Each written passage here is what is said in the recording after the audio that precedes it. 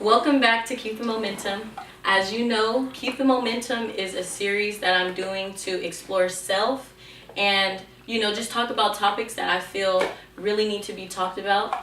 And as you see, today it's a little bit different. I have beautiful ladies with me, and we are going to have a conversation because they all have one thing in common, which is they are all mothers. So I want to take the time to let them all introduce themselves and tell what they do, like a career. So we can start off with LaReese. Hello, my name is LaReese, and I'm a mother of an 18-month-old little girl, and currently I do caregiving, and I'm a full-time student.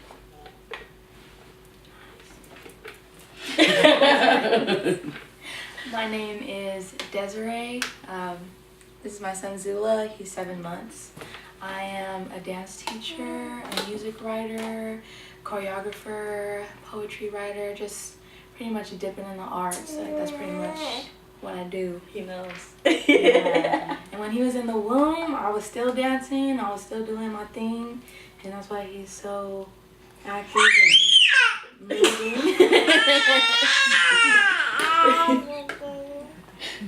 Okay.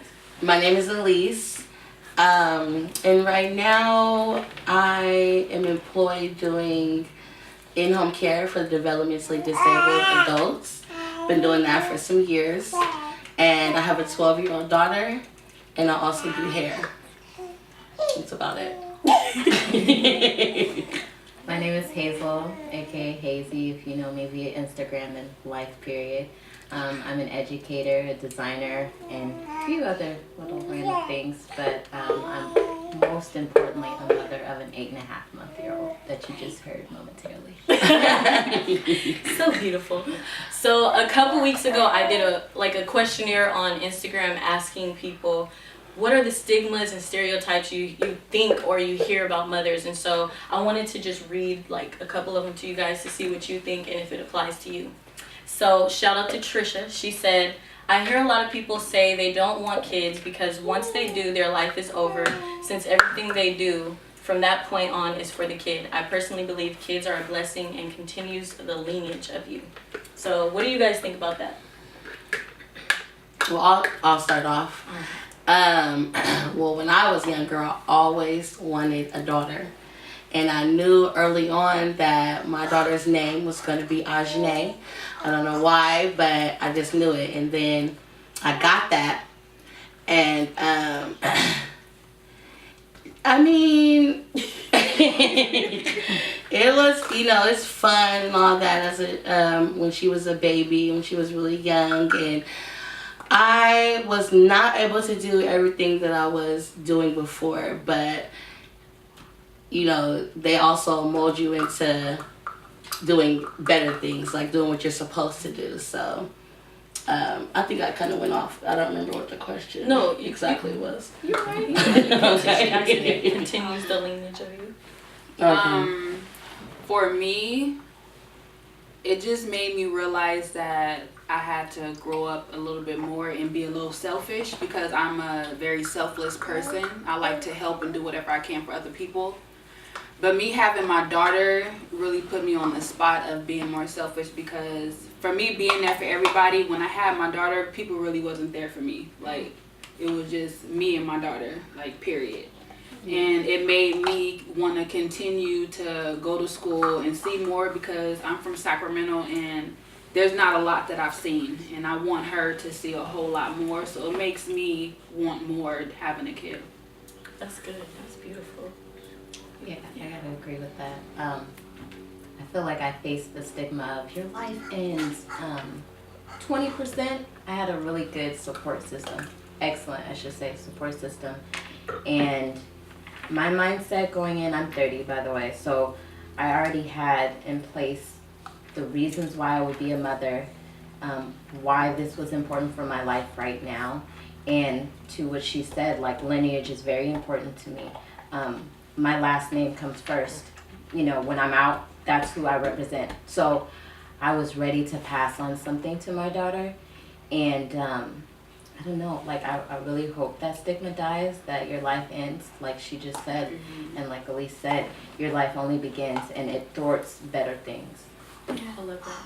Yeah, I definitely, I'm 22, so I got pregnant at 21, and my family was honestly happy, which I was surprised at, because when you get pregnant in your 20s, there's like, oh, you're so young, and you shouldn't have your kids till whatever, but there's always like limitations on women and when they should be doing things and at what age they should be doing things. But when I found out I was pregnant, I was like, this is gonna be so fun. And I mean, it's hard, but it's definitely fun, and I didn't feel like my life was over. And even then, so I felt like I really wanted to do the things that I really wanted to do. So like my music, I wanted to pursue my music. Dancing, I wanted to do that even more than I was, because I was like, if I just stop and give up on my dreams because I have a son or kids, what are they gonna think when they get older? So it's best to go after it and go hard, even when I have challenges, even when I have obstacles. So when he grows up, I can be like, I did it. Yeah. And so you can too. So I don't feel like my life is over. I feel like my life has just begun, and it's gonna continue with more kids in the future. I love that, and I find it interesting that you guys are all pretty much different ages, and like you said, because I'm 25, you're 26, and you're 33. So it's like right now at this age I'm at, I kind of am in that space where it's like, people say you should have your kids around like, 25 to 30 and stuff like that, but when you're, how you said, you felt it was going to be something bad because you were young, it's viewed at differently. When I feel like, and that's why I really wanted to talk about this, because I feel like a lot of people take motherhood for granted, and it's you miss the whole magical aspect of it. You are literally birthing somebody from your womb. That's crazy to me, and it's beautiful. So, and it's crazy because you three have girls and you have a boy. So how different do you think it is raising a boy than what it would be like raising a girl? I wouldn't know, because I've never raised a girl, but my mom always says negative things about it. She doesn't mean to, but she's just sharing her experience. But she's like, raising you was so hard because you were, like you wanted to do your own thing. You were independent and you didn't want anything from me. And she says boys are more loving, and, they love their mothers as different from raising a girl. So I don't know if that's true, but I don't know. I feel like raising my son, I can't really compare it because I've never raised a girl before. How is it raising a girl, like in your experience? Because you all have one child, which is cool. For me so far, like I only have one. It's good. She's such a mama's girl. Like she's super. I don't know if because I nurse her still, but she's super attached to me, and I love that I'm going to be able to do a lot of things with her. I can teach her, I can mold her, I can help build her. And like she said, I don't have a boy, so I don't know. Yeah. But I do have nieces and nephews, and I see how my nephew is more like a lovey-dovey when it comes to his mom, and the girls are more independent. Like, Mom, I want to do, but they're like such with their dad. Oh, it's a whole different story. Yeah. What about you guys? Well, for me, it's a challenge. It's a very big challenge because I know what I put my mom through. And so, when you hear the way you treat your mother, you're only going to get it 10 times worse. And when I started acting out, I guess, when I was younger, I was probably, 13, 14. And my daughter is now 12. And she's not acting out in a way that I was, but her attitude is so much like mine that's where the challenge begins, because in order for her to change her attitude, I'll have to change mine. Yeah. And because it's not easy to change what you've already been, doing for all your life. Like, I'm constantly reading books on law of attraction, on the 4 agreements and all these things to better myself as a person so that I could pass it down to her, because she is very smart, very intelligent. She gets good grades. Like, she's not into boys like that. Like, it's a lot of good things about her that, I know that going forward she is going to be like the best version of herself that she could be. But as far as the attitudes go, like, it's extreme. And I have to really, like, try to talk to myself and calm myself down so that we can get through this. But luckily, and another thing too, like the other day, me and my daughter had a malfunction in the morning, taking her to school, and I didn't want to say anything to her. Like don't talk to me. She got out the car when I dropped her off at school. She didn't say bye like she normally would. And when I drove off, I was so mad. Like, I was furious. Like, I started crying. I was like, I don't know what to do at this point. Like, I don't know what to do. Like, sometimes, a lot of times I wanna, not that I want to give up, but I just don't know what to do. But her being the person that she is, she texted me when she got out of school and said, I hope that when I get in the car, there's no hard feelings, whatever she said, because I had a good day today and I like to keep it like that. So basically, let's be cool. And so the good thing that she did do that, because I was still holding on to what I was going through, how I was feeling. So it made it easier. So it's a challenge. Yeah. Wrap that up. So, Hazel. Initially, I wanted a son.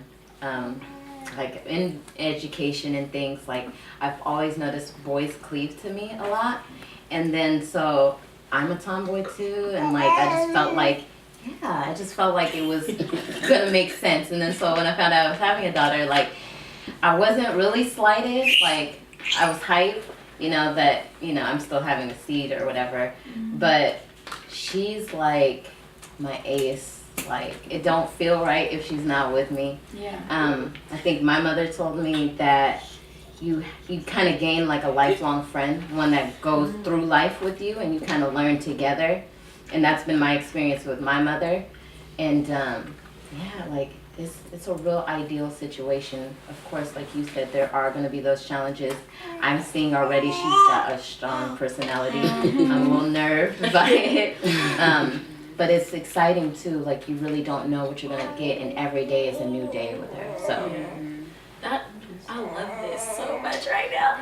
So I have another one that somebody who actually does have kids, because Trisha doesn't have kids. So Takesha, thank you. She said, I think one of the biggest is battling your own personal feelings about being a mom versus society's feelings, aka society's judgment. She said, I think a lot of judgment comes from men or women who yet to have children. Do you guys believe that? Yeah. Because it's crazy, you just talked about, like, even though it's on a different page, like, society's judgment, but, it's hard battling your own feelings when you have a kid, too, because you don't want to be too mad at them, or that they just can't help it. They're just growing. Or you I don't know. I have kids, so they can help it. yeah, I feel like strong judgments also come from people that do have kids. Yeah. Because they've lived it, so they already think that they kind of have this perspective that like we don't. But every child is different. Every experience is different, and so it's like, I'm gonna respect you because you, maybe are my elder and you have this knowledge base, but I'm also gonna take it with a grain of salt too, because there's a lot of unique things. The world is even different now, so you have to take it with that too. Yeah. You said that perfectly. So another one, I wish my mom was in this video, but we were talking about it, and she said, Me three. One thing we talked about was like somebody saying you're not a fit mother, and or you have to be a fit mom, or you have to be in a good place in order to have a child. So I want to ask you guys, like, how do you even define what a good mother is? One thing I could say, my mom always told me there is no handbook to raising a kid at all. Is like she said, it's going to be different with every child, every experience with a person. Period is different. So Yeah. I believe that. Yeah, my mom, she told me babies come when they want to. Like, you can never really fully plan having a child. You can never really you can never decide that, like, for yourself. And so sometimes when you're just not ready in life, like a child will come, and I don't ever think that there's a such thing as it's a good time, it's the right time, I'm ready, because we're always constantly growing and becoming the people that we need to be. So when I got pregnant, I didn't feel like, I don't know, I'm like mentally, I'm not in the place where I think about what people think about me, like, because I went through that all through high school. I was like, I care so much about what people think about me. Now that I'm out of high school, I don't give a damn. Like, I'm gonna live my own life. Like, that's, and when I die, I want to look up and be like, I did that. Like, I lived my life the best that I could. So when I was pregnant, I was like, I feel like I'm gonna be a bomb ass mother. Like, that's literally how I felt, and I still feel that way now. Like, I'm 20, I'm 22, whatever. I'm gonna do it. I'm gonna do the damn thing. So I don't think there's ever a right time. It's just, like we were talking about earlier, it's a mental battle, like with yourself, ultimately, not other people. It's with yourself, because if it's with other people, then it's ultimately what you think about yourself. So if you feel like you're an unfit mother and someone says you're an unfit mother, then will that affect you more because of how you feel about yourself? Or if you feel like you're a good mother and someone says you're a bad mother, you're going to be like, keep it pushing, I don't know you. Yeah. You don't pay my bills, you don't raise my son. Yeah. Your opinion is irrelevant. I agree with that. You guys? I am like that effortlessly said. I think the only quality a mother or even a father should have is being selfless. That's across the board.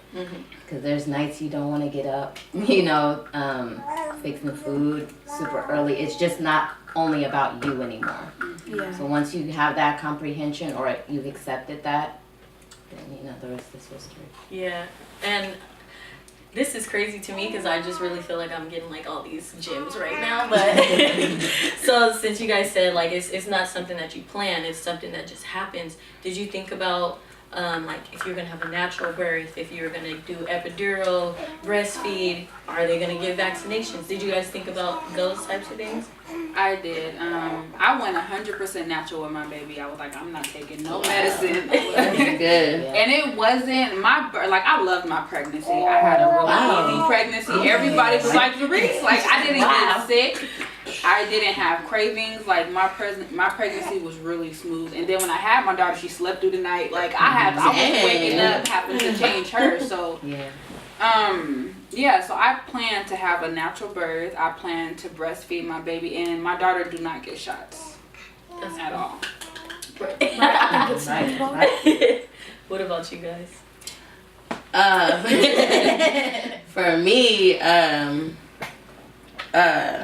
I mean, my pregnancy cravings, I had those. I was always craving potatoes and eggs, fries and eggs every day. And luckily, I was with my grandma, and my grandma was making it for me too. So, you know.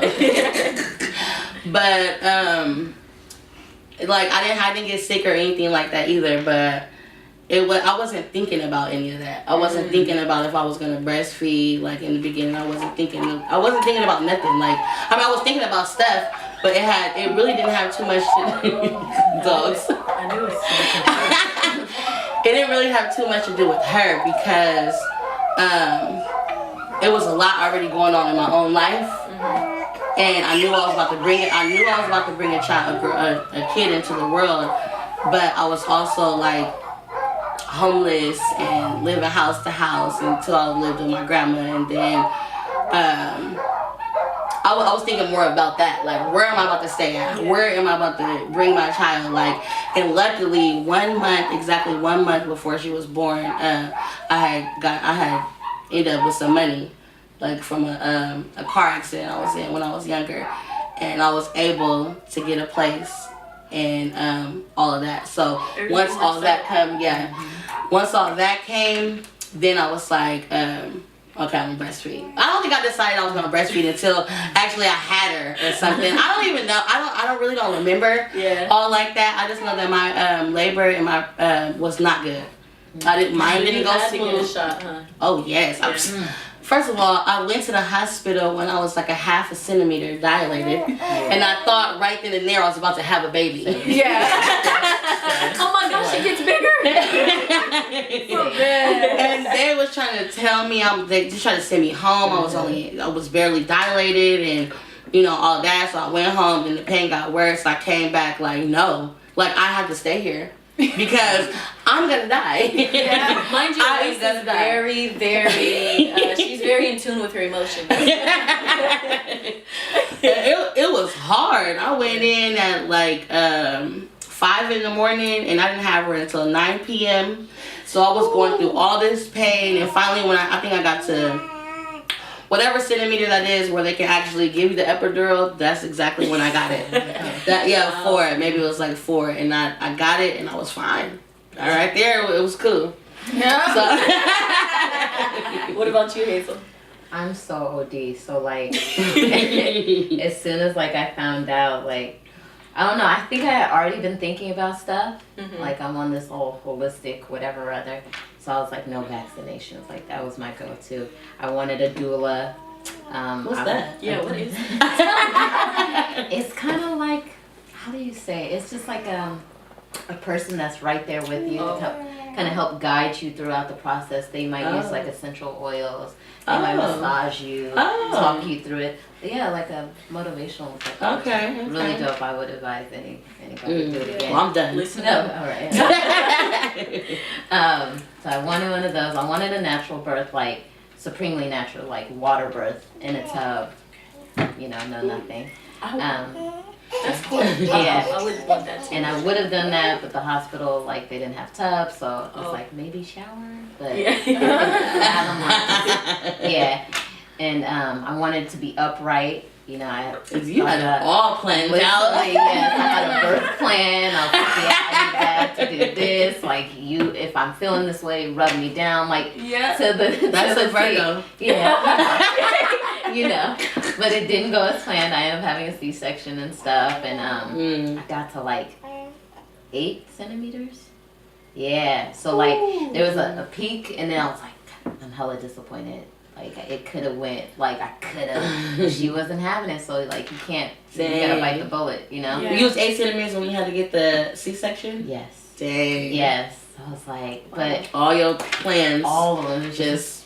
I seen that birth plan. It was, yeah, exactly. I'm taking back. And so it was just like, but I was super calm, like throughout the whole thing. I was in hella pain though, hella pain. Like walking down the hallway was a task. I was like, can you give me a second? Like, this is too much. But like, just seeing her though come out, and it's like, well, I feel accomplished. You know what I'm saying? Like it made it all worth it. Do I want another one? Maybe. Try and do it again. I don't know. Might be easier. Mom said that when you have multiple, like it just gets easier. Yeah. But I will not know about that. Maybe. Me neither. Yeah. Maybe. So, yes, you. I was gonna say, how do you define that? How do you tell me, girl? Well, for me, I had it planned out too. I was like, I'm gonna be at home. I'm gonna have a water birth. I don't want to be at the hospital because things been going down at the hospital, and I want to feel safe. I want to feel comfortable, and it didn't work out because to have a home water birth with a midwife and a doula, it costs about $2,000, and I didn't have that at that time. So I was like, I'm gonna have a hospital birth, and we'll see how it goes. So the day that he came, I went in and I was 6 centimeters, and I went in like 2 times. So I was like, I think he's about to come soon. So I think I might want to. I was very calm. Dang. And so the second time I came in, they kept me, and they were like, well, he's not moving a lot, so we're gonna induce you. And I was like, I don't know what that is. And they were like, well, we're just gonna speed up the birth. And like, I totally forgot, like, because I was in the heat of the moment, but I already had known what inducement was, and everyone was like, and being induced is horrible. Wow. But when I was in the moment, I was like, the doctors were like, you're gonna get induced. So I was like, You know, I guess I don't have a choice. So that's so cute. So I got induced, and everything was fine at first. I was just breathing, and I was taking it. I was proud of myself. I was like, you're doing this, and then. And I was saying I wasn't gonna have an epidural, I wasn't gonna have any medications because I wanted to be natural.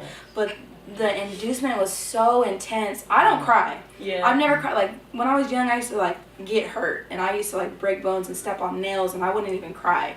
But during this whole process, I was crying out loud, like, and I was like holding on to the bed, and I was just like pulling myself up. And my family was in the room, and they were looking at me like, I had never seen her like this before, so they knew it was something crucial. Yeah. So, yeah, I didn't go the way that I wanted it to, and then I didn't get an epidural at first. I got something to take the edge off, and that was nice, but it only lasted for like 5 minutes. And then the pain came back, and I was like, oh, give me that epidural right now. And once we got the epidural, I was chilling, I was breathing. I took a nap. I woke up, and they were like, "You're 10 centimeters," and I was like, "Let's go, let's push." But I hated being at the hospital because I couldn't eat anything, and they had me strapped up to all these machines, and had feeding me freaking ice chips. I was like, "What is this gonna do for me?" And I just felt so weak, and I was just like, I hated it. But Wow. Do you breastfeed? I do breastfeed. Oh, nice.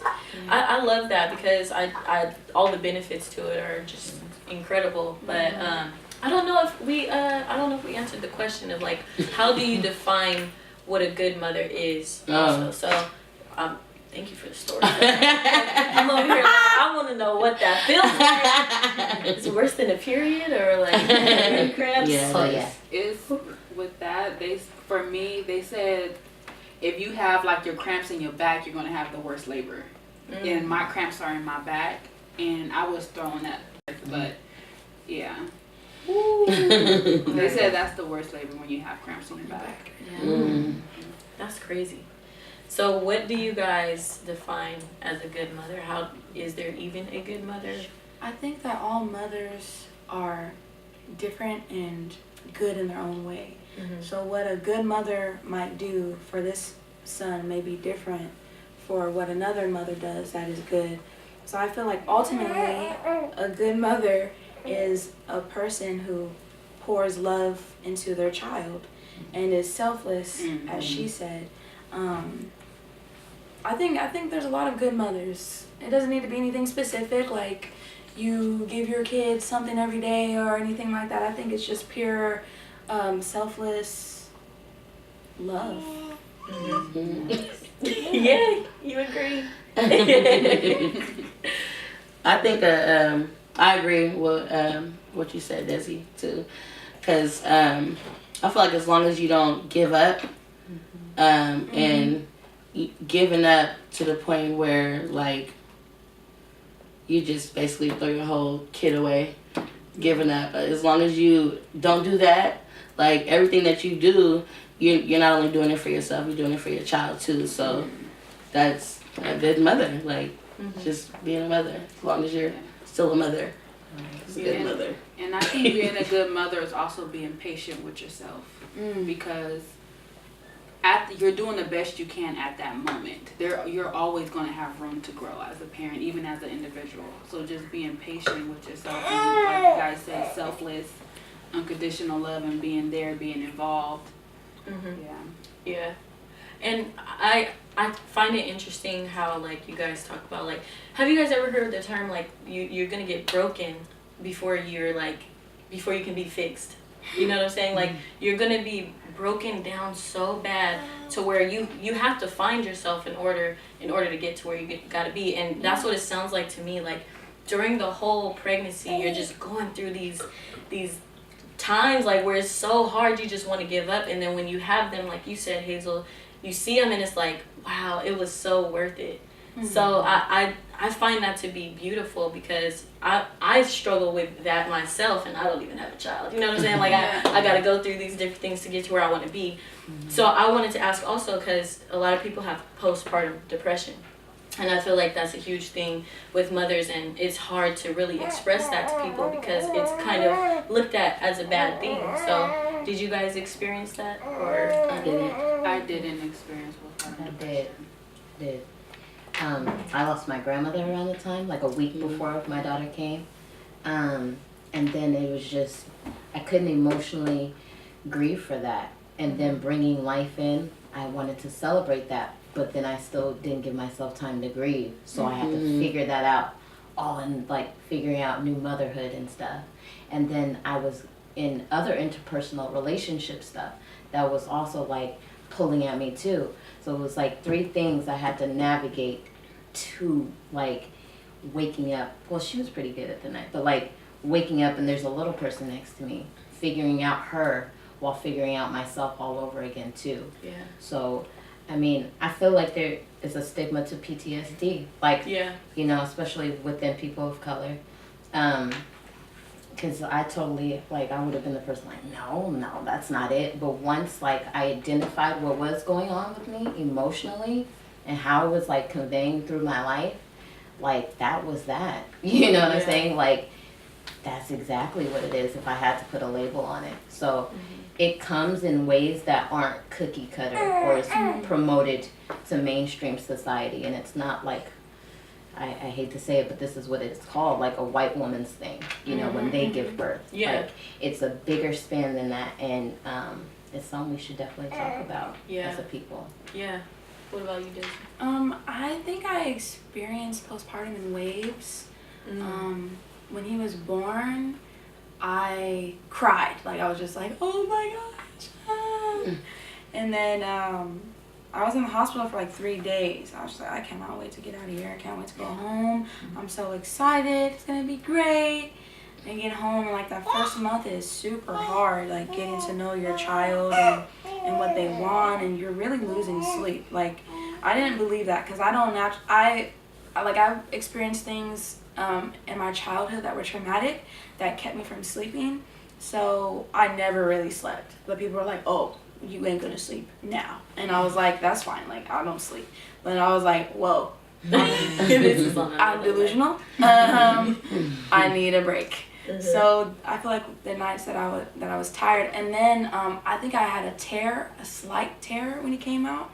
And so like using the bathroom was so painful, and I was just crying on the toilet. I was just like, what is going on? Like, this is horrible. I couldn't even think forward, like, this will pass. Like, I knew it would pass, but it was really hard. And then he was screaming, and then I was just sitting on the toilet like, damn, this is really hard. And so I feel like that was my postpartum, and I was like, I didn't feel a connection when I was super frustrated and overwhelmed. That's when I felt like I didn't have a connection to my son, when I was very just overwhelmed. But then I would quickly get over it and be like, wow, like, this person came for me and I carried him for 9 months, and wow, like, I'm a mother now. I have a son. I have created a life with a person I truly love, and this is what he looks like. And I was just like amazed. So I would go in and out of like stress and love and tiredness and gratefulness. So I think I just went through it in waves. That's very healthy to identify that you didn't feel that at that moment, and then you had to take yourself through those steps. So that is very healthy as a person. Like, and also what you said, I looked up this article, and it's called "The Stigma of Mental Health: Why Black Women Don't Ask for Help." And I found it so crazy because I never connected the two. So I'm gonna just read you guys like a little quote of it, because it kind of reminds me of like what you said, like it's a white woman thing, like to kind of ask for that. So it says, over time, strength became equated with survival, and weakness meant you might not survive. This brings up the topic of the negative stereotype, strong black woman. The strong black woman stereotype creates the idea of black women being perpetually strong and uniquely indestructible. It is the perception that Black women are resilient, self-contained, and self-sacrificing. In a society that finds little to praise in Black women, it appears to be a good thing, in which it supposedly provides Black women with the protection and confidence against stress and negativity. So with that being said, it's like you guys are taking in all of this stuff, and people still expect you not to be depressed, not to be just anxiety, period. Like, you're taking in so much, and you feel like you have to keep providing for those around you, for your child, and you think you're wrong when you don't feel a connection or things like that. How do you guys feel about it? I mean, I always say the Black woman is so captivating.